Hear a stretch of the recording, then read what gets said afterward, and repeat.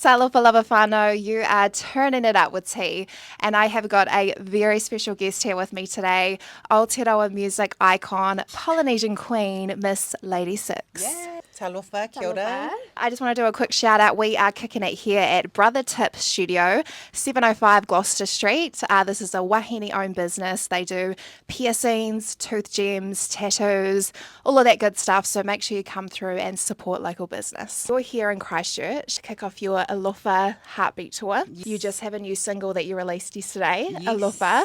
So talk to me, girl. New tour, new single. How are you feeling? I'm feeling good. I guess it's kind of funny. I feel like, because I self-manage with my bestie, so we run the whole thing. So while I feel excited, I don't want to like fake it and say like, oh, I'm just so excited, because the reality is we're just like ticking off the boxes. So how I feel right this actual day, being here in Ōtautahi with our gig on tonight, I feel like I can't wait to drink, Yes. get on stage and just be like, oh, we're done gig one. Yes. So it's not like, and our tour goes all the way through to the end of November. So it's you pace yourself, eh? Yes, that's so right. I pace even my excitement and try to just be like, tick. Is everything? Have we got everything in place? right. Cool. So I just feel very like chill. Yes. Not like crazy. Awesome. Yeah, But I love tonight, that. But then tonight I'll Tonight have a it's drink on. and then I'll be like, it's on. She's crazy. Yeah. I love that. And your girl Audrey's here behind the scenes. She came in Yes, with you. always. Now, I love that. You guys were just saying you've been friends for the last 20 years. Yeah. We met here. She was actually from Auckland, Wellington originally. And then she came down, and I actually grew up with her family. She's a Siatanga. So shout out to all the Ōtautahi Siatangas. Yes. And she didn't know any of her family. So when she came down, my mum actually met her and was like, what's your last name? Wow. And she thought her last name was pronounced Siataga, which was crack up. And then my mum was like, no. This is your name and this is your family. And basically just scooped her up, and then I was like, oh, she's cool, Mum, I'm going to steal her from you. And then she was my bestie. That's so beautiful. What a beautiful story. And can you just touch a little bit out on that? You've been self-managed. Has that been a conscious decision from the start? Have you tried labels, or what makes you choose that? Yeah, good question. No, I have had managers. I had this excellent manager. Shout out to Bex Coe. She was like, taught me everything I ever needed to know. We signed with Universal, and we've been with them up until this record. Yes. So Universal Records, so shout out to Matt there. Basically, she was so good at sort of like creating the business side for me and really schooling me and telling me how to do it, that there was just a time where I was like, I could probably do this myself. Yes. But then I didn't want to. So then I got Alieta, shout out to Alieta, at Soul Has No Tempo, and she's based in Brisbane.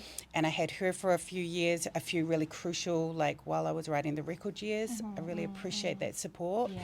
But then once the record was ready to go, like we're finished it now, I was, we realised that we really need someone based here in Aotearoa to kind of like be on the ground. That's when I took, and every now and then I've self-managed in between these managers as well. So yeah, it's a funny thing, like it's like any small business. It's sort of like it's this roller coaster ride, but you have to know the ins and outs of the whole thing the whole time. And when it's time for you to take over, because it's economically beneficial, because you know it better than anybody else, all of that, right? Yep. Then that's when I've had to take over. And this time it feels like the right thing to do. Yes. Yeah. Beautiful. Thank you for sharing that. Yeah. Your birthday yesterday. Yep. Happy birthday for yesterday again. you. How was your day? How did you spend your birthday? Oh, it was so dope. What did I do? I just got 1,000 messages from incredible people on Instagram, beautiful. like family, friends and fans. And so that was super nice. I just tried to like make sure that I responded to everybody, because I just think it's so beautiful that they give a shit, you know, like who am I to, And then I went out to this incredible restaurant, which I not sponsored by them or nothing, but Michael Meredith is the Samoan fine dining chef. Okay. He has a place called Metita, which is at Sky City, and it's the I took my family there, and it's the first time that they've properly been there. Beautiful. It's kind of like if you can think of like upper class fine dining gongai style. Yeah, nice. It's so good. Wow, that's crazy good. Yes. Crazy expensive. Yep. I'm not gonna lie. I'm not gonna lie to the family. It's not cheap, but cocktails and feed with family. Awesome. Yeah, it was awesome. And just reflecting, another year left around the sun, another year older and wiser. What are some kind of life lessons or wisdom that you can share that you feel on your heart, like as you grow, and yeah, things that you could share. True. But I mean, my biggest one, honestly, is like that I would have liked to have heard is that like anything that you're going through now, give it some time. It can pass if you have that like. Yeah, I hate to say this because also I know that like some people's problems are like that's some people are living through some tough stuff, and to like say something as like vapid as like oh just give it some time and it'll pass is sometimes cannot be true. But I always have felt like I've been through some tough shit myself. I've always felt like my optimistic attitude has really like been able to carry me through the hardest times to like then be able to recognize when it's a peaceful time and I can celebrate and just hope is all I really you know that it always exists. It's always there even through your darkest times and you can't see it. It is there. It does exist. And yeah, that's probably my biggest message that I would like everyone to know that it's never all dark. There is the little cracks of light. You just got to like hold tight and it will. Sometimes you got to crawl. Yeah. Hands and knees, but it's there. It's there. Yeah. And I see that you are studying at the moment health science and mental health. And I think that's really amazing. Like kudos to you for that. I feel like mental health is definitely being more recognised, you know, in this generation, and people talk about it a lot more. So what inspired that, like wanting to study? And also, could you share maybe some things that you've learnt studying and being in this space? Yeah. First thing I've learned is that like I didn't go to uni until I was well into my 40s. And the first thing I can say is you can do it at that age. It's like not complicated.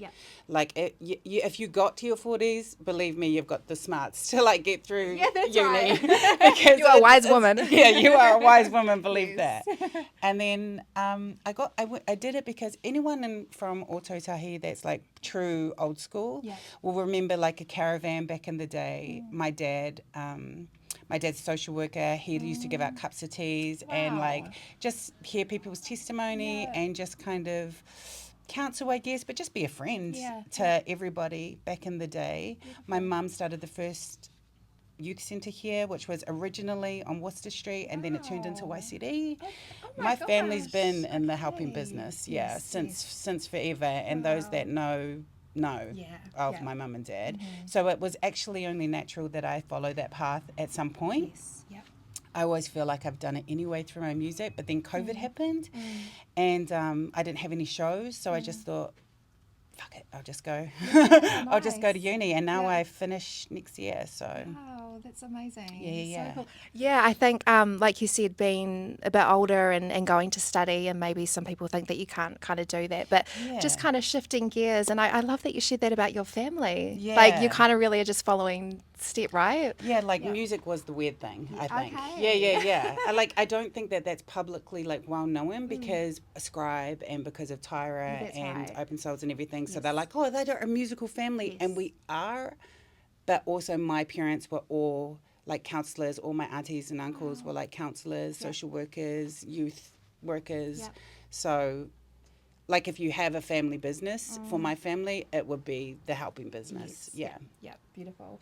I also wanted to ask you, because I've been with my man since I was 13, high school sweetheart. Look at you. Yeah, I've got 2 tamariki together. And I know that you and your man have been together for a long time. You've got a son, and you... Long ass time. Yes. Too long. I wanted to ask, because you mahi together too. Yeah. So it's like you walk beside someone, you raise a family, but you also mahi together. Yeah. So what has that journey been like? Like, how's that relationship evolved? Just, can you speak on that a little bit? Yes. I'll start with the tough stuff because why not? Honestly, we argue all the time about everything from like what to have for dinner to like what creatively direction we might be going with a song. Yes. We critique each other so hard because we know each other too well, and we're too mean when we're mean. You know what I mean? And that's probably the bad thing. It's better when you're a stranger because you don't know to not be too mean. But unfortunately, lines are blurred in that area. So when we go there, it's tough. But the good thing is there's all the trust. I don't have to be like worried that he is gonna like all of a sudden we're doing like some other crazy sounding music. Yeah. I can just like leave him to it because I trust 100% that he's going to give me the goods and know like where our vision should be going. I don't have to sit down and be like, you do understand what this is, That's right? Lady right. Six is blah, blah, Yeah, blah. You know, right. he knows everything. So I can just leave him to it. Yeah, I mean, I think those are the two. What else was I supposed to? Yeah, I think those are the two things. Yeah. No, amazing. And yeah, it has been tough. Yeah. Not just working together and having a relationship, but relationships are tough, eh? Oh, absolutely. Yes, Like, I they don't are. even know.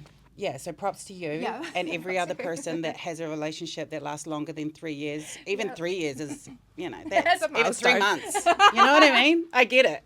Okay? I've been through the wars. That's why I wear these glasses, to hide the red eyes of my tears. No, but it is a feat. Yes. So well done. Yes, Yeah. well done to you too. Now, you shared a really awesome post on your Instagram about finances, being an yeah. artist. I really Yes. love that. And it looked like a lot of people appreciated your transparency and just willing to talk about it Yeah. and break it down the way that you did. I learned a lot through that, but what I really took from that post, I think was on the end slide. You kind of highlighted the fact that you love your life and you're content. Yeah. You know, even though all this money thing, you might not be like financially rich as a music artist, but you're content and you're happy with your life, which I loved. I'd love you to speak on that and just maybe talk about like, have you ever felt the pressure as an artist to like chase this ideal of success or this financial, like what is it? Yeah, just as a New Zealand artist, can you talk about that a bit? Yes, I can. I think that's when you're young, I think that's of course what you want. You know, you look at like, I mean, for me it was Lauryn Hill, but I'm sure for like nowadays it's like, I don't know, Drake, Kendrick, I don't know. You aim for this. Like you look at them and you go, that's what I hope to gun for, is the mansion and is the respect and is the like, you know, all of that. So I get that that's the dream. And that is achievable, right? We've got Lord, we've got like, we have people from here that have shown us that that's possible. So I always think it is possible. So do dream that big if that's your buzz. But I don't make pop music. Yes. And so that was never going to be for me, you know. But I do what I want to do with my life. You know, and I do exactly what I want. I've not wanted to do any other kind of business, and then this is my backup business. This has been the business. I've put like every possible thing into it. Every like hard time is all in there, and I think for me, I'm the type of person that like cannot have a boss. Like even once, you know what I mean? Like I need to be the boss of my own shit. So if you are that way inclined and you want to do that, it is possible. It is a lot of work, but dare to dream and you'll get there, you know? Now you've had like so much success, you know, as an outsider me, I feel like, you've had a lot of success in your career, the way that you've held yourself also throughout your creative journey. You've had prestigious awards, you know, traveling the world, you've had royal acknowledgement. Now, just reflecting on that, you know, this journey, this creative journey that you're on, being an artist, what has been like your favorite thing about this journey? I think my favorite thing, honestly, has just been that I can look back and say that I raised my son on music money. Like for me, I'm just like, I mean, Queen's Award and all of that and music awards and all of that. I'm just like, I raised my son to 20 years old on strictly on music money. Because like often I hear people say like, like they hear about a voiceover job or hear me on like a BNZ ad and they're like, oh, that's what you do. Right. I'm like, oh no, honey, that is not what I do. That is like, you know, that's just like a little bit of change in the bank. But what I really do is I make music, I write music, I sell music, I perform music, like full stop. And I feel very proud that he got all the way to 20 and I never had like a real job. You know? Yeah. Do you have any kind of last words for your fans of Aotearoa, talking about your tour, anything coming up? Just come, man. Can you just come? And can you just buy everything that I sell forever? Wow, what's up with you? No.